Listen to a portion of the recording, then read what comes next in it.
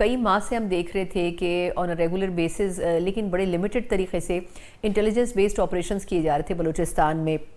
आप क्या समझते हैं सर कि अभी तक किस हद तक उससे फ़र्क पड़ा है, क्योंकि इंसिडेंट्स तो ऑन एंड ऑफ कहीं ना कहीं अभी हो रहे हैं, लेकिन ख़ास तौर पर बलूचिस्तान और केपी का अगर कंपैरिजन किया जाए तो आपको कहाँ लगता है कि ज़्यादा बेहतर रिजल्ट सामने आ रहे हैं और किसी हद तक दहशतगर्द भी दबाव में आए हैं?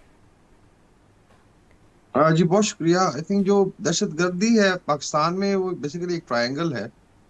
उसका आई थिंक होना डिस्कस करना जरूरी है। देन वी कम टू जो जो फ्रंट ऑर्गेनाइजेशंस हैं। उसमें डेफिनेटली बेस अफगानिस्तान में है, बिकॉज ईरान के साथ भी काफी हद तक आई थिंक जो बॉर्डर है हमारा वो सिक्योर है, और वहां से अगर कुछ है तो बहुत लिमिटेड है। बट मेनली जो बेस है अफगानिस्तान, बिकॉज इंसर्जेंसी में या दहशतगर्दी में बेस ऑफ ऑपरेशन जो है वो बड़ा क्रिटिकल होता है दोनों साइडों के लिए। पीछे पर लॉजिस्टिक सपोर्ट आप कह लें या फाइनेंशियल सपोर्ट भारत भी कर रहा है। बल्कि आई वुड से कि उनकी टेक्निकल एडवाइस भी शामिल है।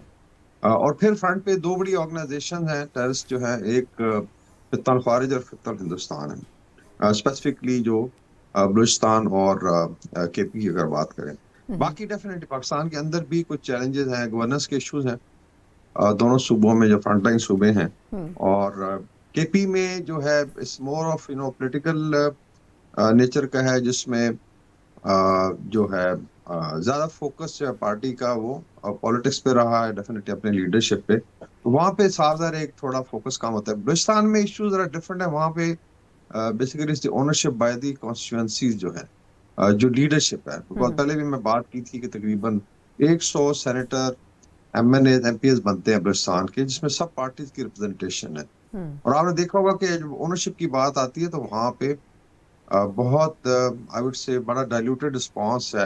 तीन चार लोग हैं जो आप कह सकते हैं कि स्टेट के साथ चलते हैं। अदर ऑफ कोर्स एग्जेक्टिव में तो सराज बुक्टी साहब फ्रंट से लड़ रहे हैं, लेकिन बाकी आप बड़ी कम आवाजें सुनेंगे। बड़ा आई वुड से मुनाफिकत की हद तक रईसानी साहब का बेटा हो गया, शफीक महंगल साहब हैं, या कुछ चीजा चीजा जो है, अदरवाइज बड़ी खामोशी है। और ये आई थिंक सबसे बड़ा गैप है बलूचिस्तान में, बिकॉज अगर आप एमएनए एमपीए हैं, इलाके के सेनेटर हैं, तो आपका एक असर रसूख होता है। अब ये भी सुनने में आ रहा था, जिस तरह आप तालिबान ने अमेरिका को भी अप्रोच किया है कि कुछ हमारे लिए रिलीफ पैदा हो, तो उसको भी उन्होंने वहाँ से कंडेम किया है अमेरिका ने कि पहले आप अपने सिस्टम को तो ठीक करें। ये फरमाइएगा कि आपके ख्याल में इस वक्त जो अमेरिका ईरान का सिचुएशन पाइलअप हुई है, पाकिस्तान की वजह से बड़ी हद तक सूरत हाल बेहतर हुई है।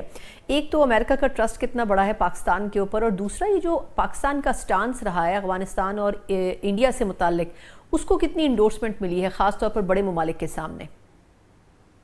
आई थिंक पाकिस्तान ने पिछले 2 साल में तो डिप्लोमेटिकली काफी ज्यादा आई थिंक गैप कवर किया है। पहले ऑल्दो अभी भी आप ट्रांजैक्शनली कहेंगे, लेकिन it was basically known as a transactional relationship, यानी कुछ लोग कुछ दो की पॉलिसी। लेकिन अभी स्ट्रेटेजिक कन्वर्जेंस नजर आई है।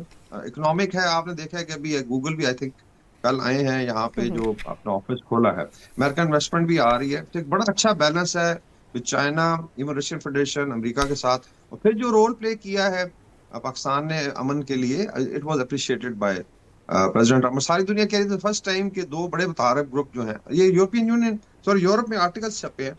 अभी मैं याद है मैगजीन का भी पिछले हफ्ते का आया है कि जी जो यूरोपियन यूनियन का लेट्स से वेट था इन द रीजन, वो भी पाकिस्तान ने प्रेस कर, दिस इज देयर रीडिंग।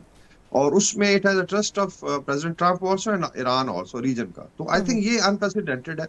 अभी बल्कि शिव शंकर मैनन का भी इंटरव्यू हो रहा था इंडिया में, नदी राजदान ने किया, ही वाज सेइंग कि जी ये बिल्कुल आउट ऑफ प्रोपोर्शन काम किया है, and technically they were appreciating, यार बड़े स्मार्ट तरीके से मूव किया। तो ये आई थिंक एक बड़ी गोल्डन अपॉर्चुनिटी है कि पाकिस्तान के पास जो डिप्लोमेटिक स्पेस बनी है, और जी। उसकी वजह से जो आप बायलैटरल रिलेशनशिप आप देखें वो भी बढ़ेगा।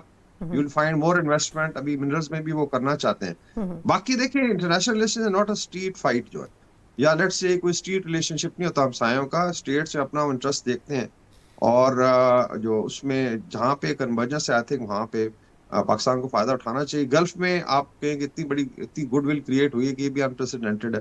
तुर्किया में अभी यहाँ पे आप आ जाए, the way they are celebrating, because एक म्यूचुअल, पहले भी एक ब्रदरहुड थी, पर now you are into an alliance. ये आई थिंक अनप्रेसिडेंटेड टाइम है पाकिस्तान की डिप्लोमेटिक हिस्ट्री में। बिल्कुल ठीक।